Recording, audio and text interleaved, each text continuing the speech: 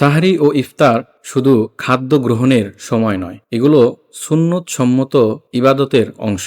রাসূল সাল্লাল্লাহু আলাইহি সাল্লামের দেখানো পদ্ধতিতে সাহারি ও ইফতার করলে আমাদের রমজান সওয়াব ও বরকত বহুগুণে বেড়ে যাবে। আল্লাহ পাক রব্বুল আলামিন পবিত্র কালামে ইরশাদ করেন, তোমরা খাও ও পান করো যতক্ষণ না ফজরের সাদা রেখা কালো রেখা থেকে স্পষ্ট হয়ে যায়। তো এই আয়াতে আল্লাহ পাক রব্বুল আলামিন সেহরি খাওয়ার সময় সীমাকে নির্ধারিত করে দিয়েছেন। সুবহে সাদিক পর্যন্ত সেহরি খাওয়া সুন্নত ও বৈধ।